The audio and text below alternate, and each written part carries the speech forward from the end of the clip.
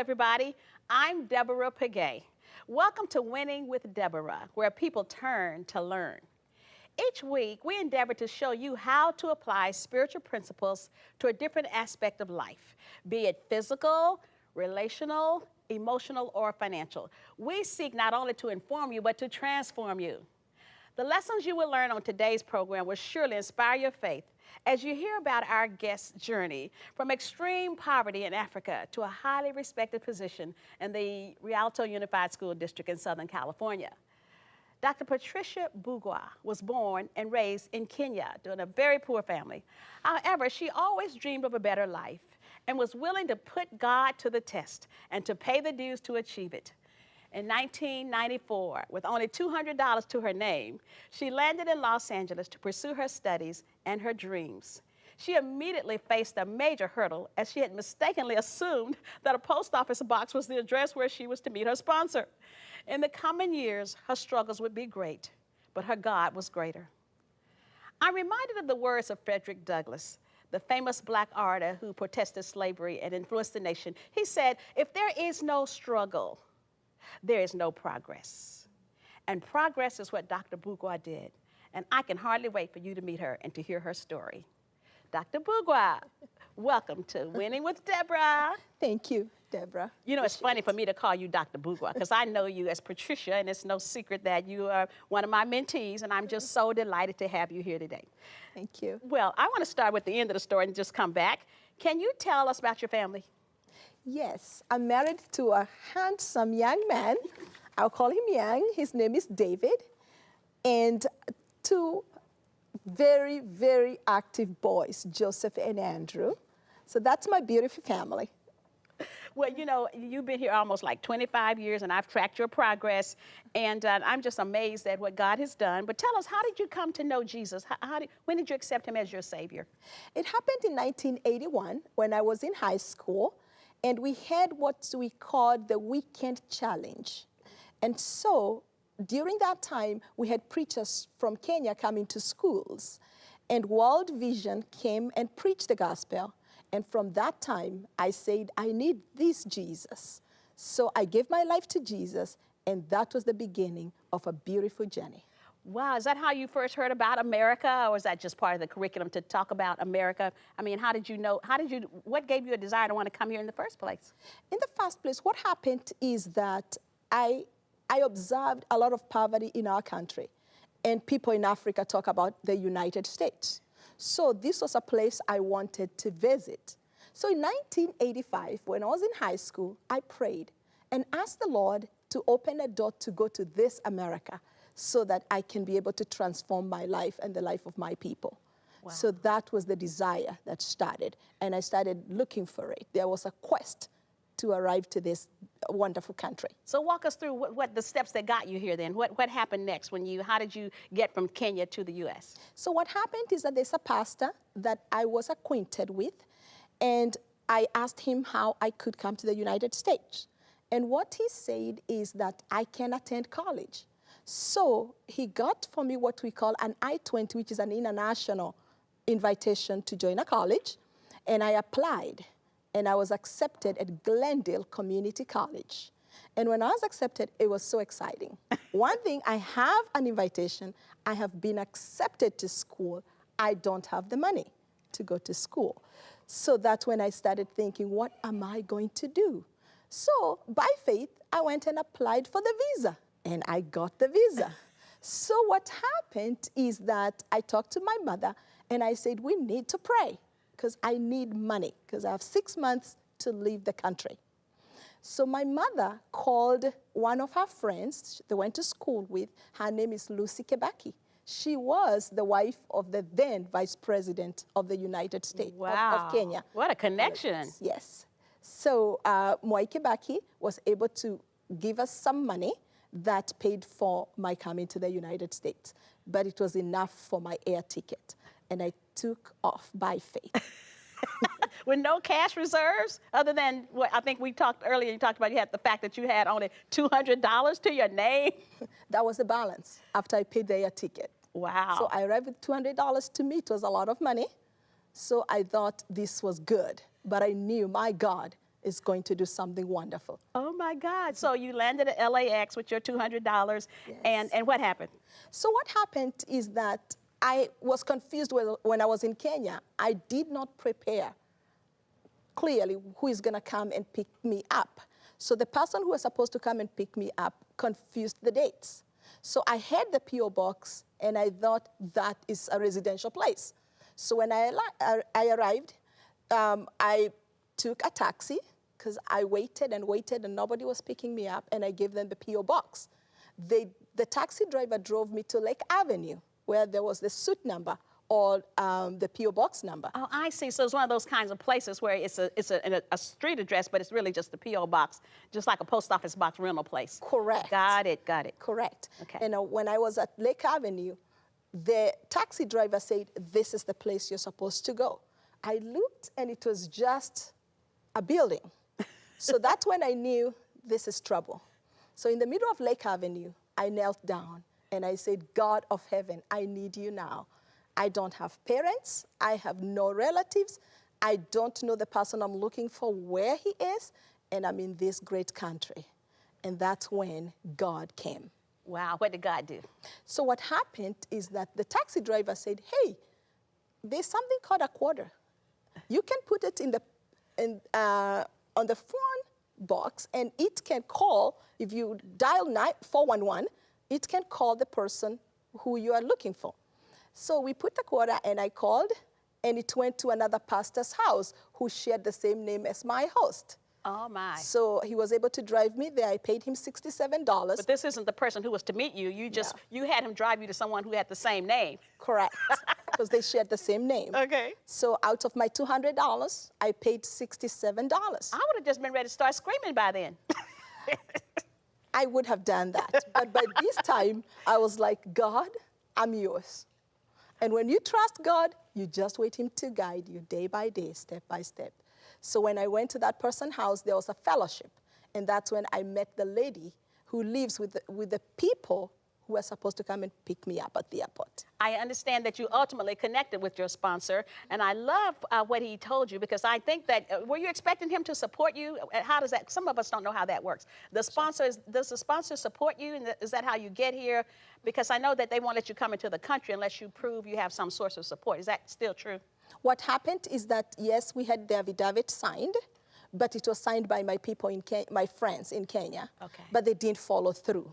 Oh. The person who was supposed to help me here was supposed to help me settle, not to pay my tuition.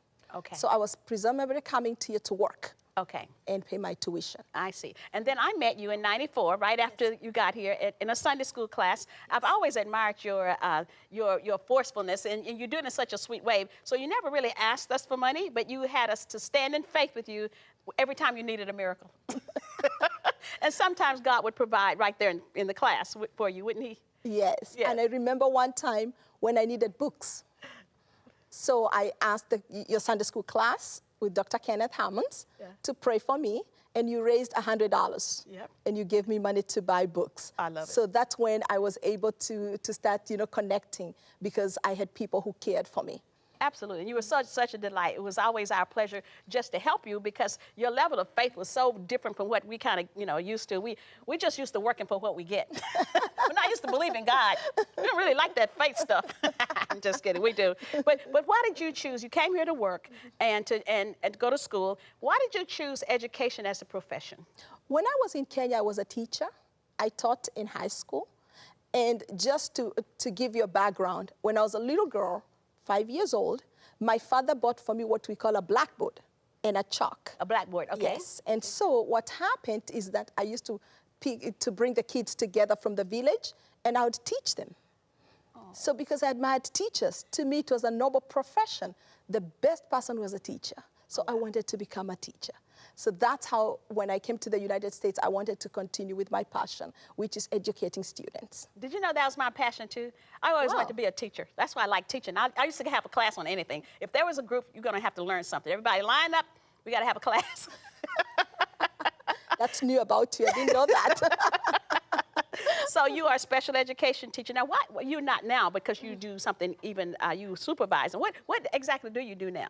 Okay, what I do right now, I'm a coordinator of special education, and what I do is to support schools and teachers if they need any help, and above all, advocate for students with disabilities, and make sure that we are following the federal and state guidelines.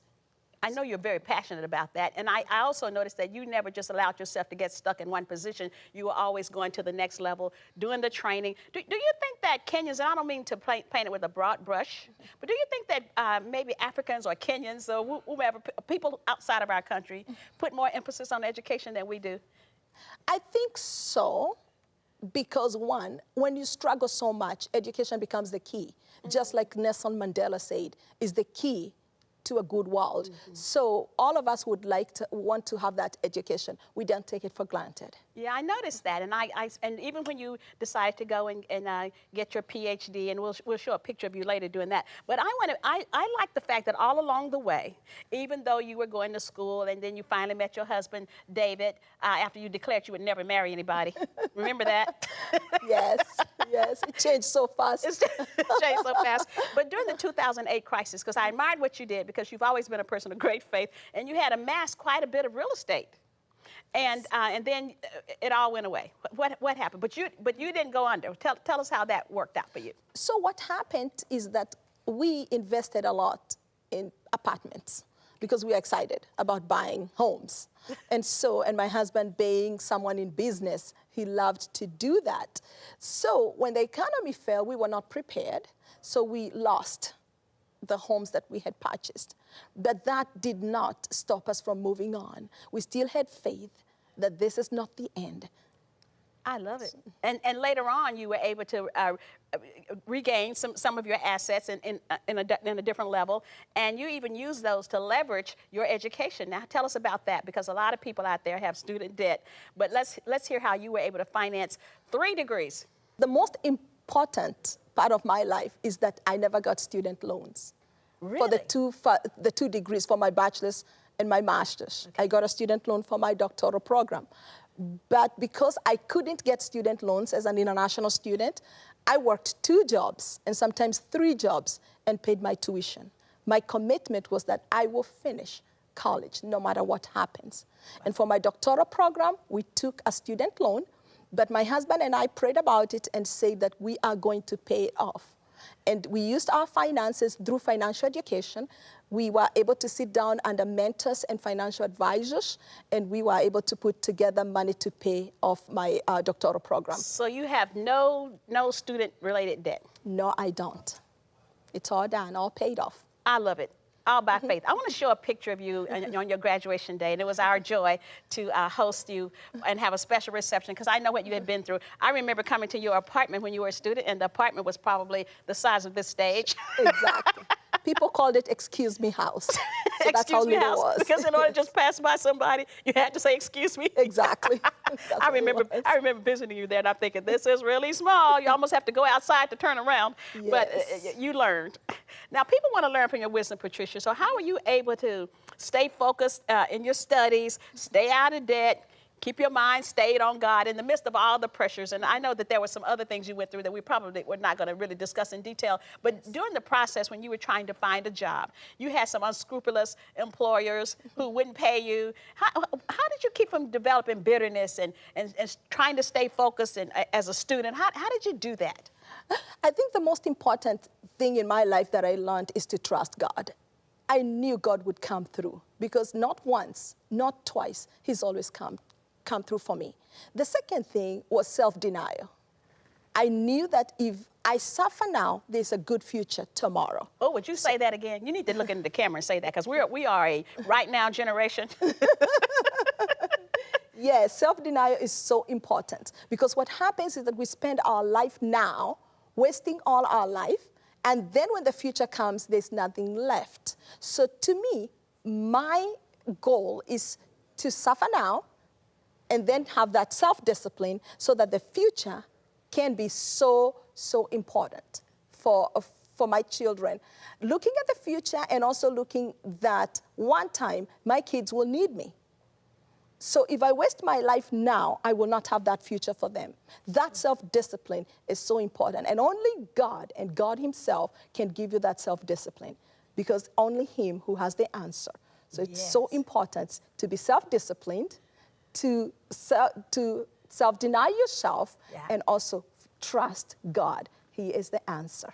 He is. And you recently took your two boys back to Kenya because you really wanted them to see and understand their roots, because I know they're pretty privileged kids at this point because you've worked hard and David works hard. And so tell us about that trip, and then I'm going to show a clip of them actually in your village. So, but why did you take them? So what happened, it was during my dissertation research. So I actually enrolled them in a Kenyan school. Really? So they attended school for 2 weeks when I was doing my research. And then we decided to take them to the village so that they can experience how we grew up. One of the things is that I told them to light fire, to sit down and make fire, because that's how we used to cook, so that they understand it's not about gas and electricity, all that privilege. And just turning not on everyone. them. Exactly. You had There's to work. You go get firewood and come and turn it on, and that's what they were trying to do. Well, let's take a look at that. Let's take a look.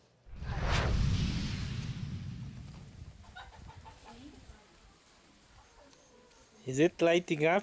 No. Something must be going wrong. We made it, but then Andrew blowed. That's why. But then We made it. I Eh. made it. we made it, but then Andrew blowed. I made it. Who's the one who swiped the match? Me. You're gonna have to try again. Yeah?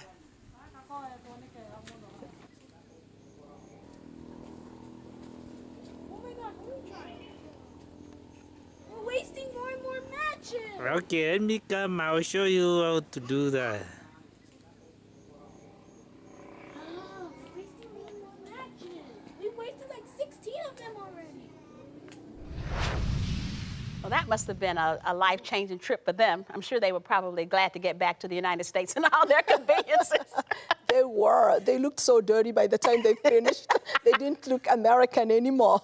They were little Kenyan boys. I love it. I love it. So there, you're keeping them connected to their roots. Yes. What do you say, Patricia, to a young mother about holding it together? You have the kids, and you got the career, and you got your personal care, and you take good care of yourself. How do you make that all work? What I would say is that it's so important to prioritize so that you know your priorities. For me, as an example, is my husband is a priority. Because if that man is happy, everyone else is. The second one is the boys. I have to make sure homework is done. They go to bed on time, and they eat carrots and healthy food. That's a fight in my house. So it's so important. And then, of course, you have to balance. You have to take care of yourself. I have my me time that no one interrupts. What? And sometimes it's so important. And sometimes I don't really follow through, especially with my me time. But it's so important to know that you need to have that balance, because when you're sane and you're able to stay focused, you're able to succeed. Well, that's great, but that is a big challenge for a lot of young mothers, really trying to have that me time. What does that look like for you? I know what does your me time look like? My me time, I'm a very simple person. If I go have my nails done and my hair, that's my me time. I also like sometimes to go to Grand Ivy and just sit on the mat and just thank God that I'm alive. Those kind of things. I'm trying to actually go to the gym and exercise, because that's important. So it's just balancing and knowing that when I'm healthy, my children will be healthy and my husband will be happy. I love it. So you've overcome many things, and again, you're the model of perseverance. Tell us about what does that mean for you to persevere, and what are the benefits? What can you say about having that kind of stick-to-itness? You never gave up. I've never seen you depressed. I've never seen you not believe in God. So, I mean, this is unusual. So tell us the benefits of just persevering, because a lot of people just say, I don't want to do that anymore. The benefits of perseverance is that when you don't give up, there is always light in the tunnel.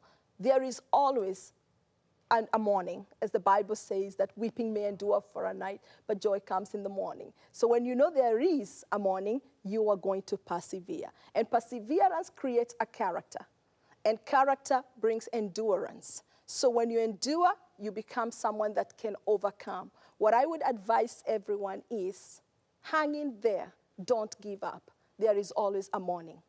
There is a morning, isn't it? Yes. Now, you've acclimated, gotten fully adjusted to the country and all. What is your status? You're a citizen. Yes, You're a citizen. I am an American citizen. I love it. Now, let me ask you this, though. What was the biggest adjustment you had to make from being a Kenyan to coming to being an American citizen? Not just the process of citizenship, because I understand that can be pretty daunting itself. Yes. But what emotional adjustment or what social adjustment did you have to make to assimilate into this country?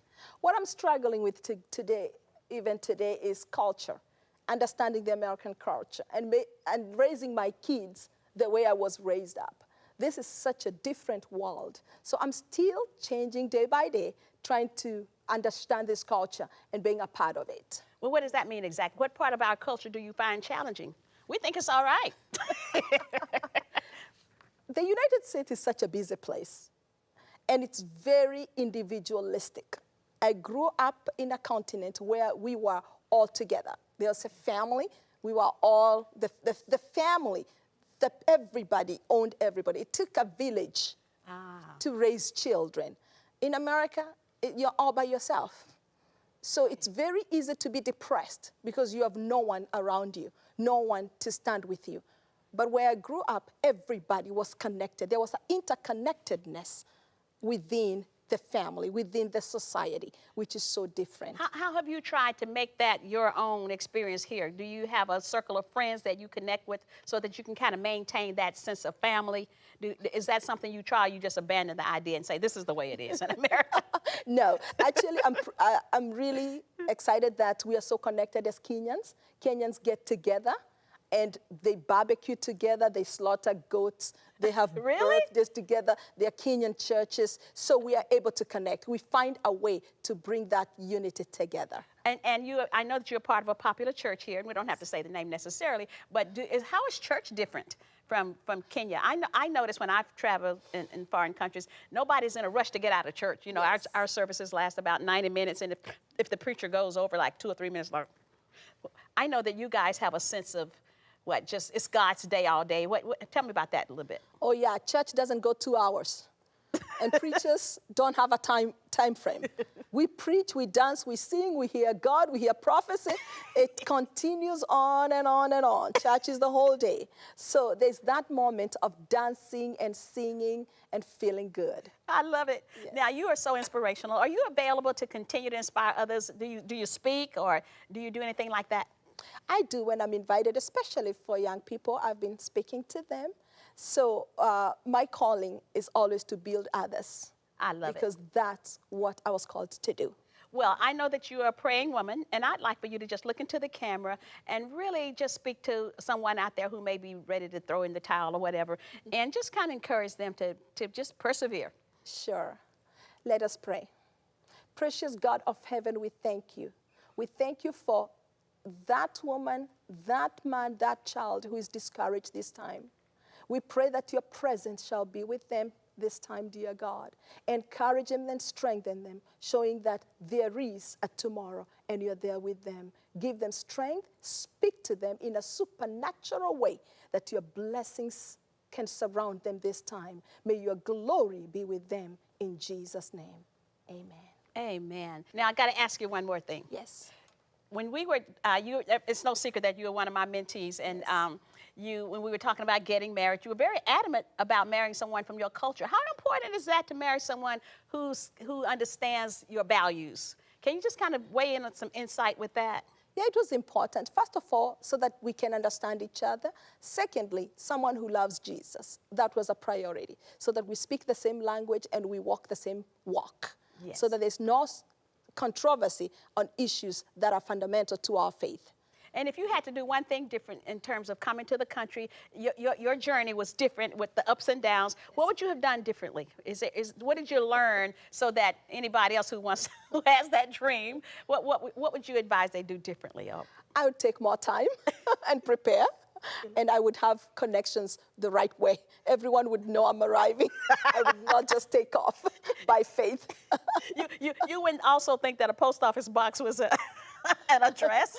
Yeah, I've learned that. So anyone who is traveling from another country, post office box is not an address. And you do, you know, I know you're a proponent of citizenship because I know that's a big issue in our culture, but you were adamant about getting citizenship as soon as you were able to get it. Yes, it's important to be legal and do things that are legally in the country so that you can be able to move on and do what you're supposed to do. And be an example to your children. Yes. Well, I want to thank you so much for being here. If you have any parting words, you can say them. Anything else you want to tell us?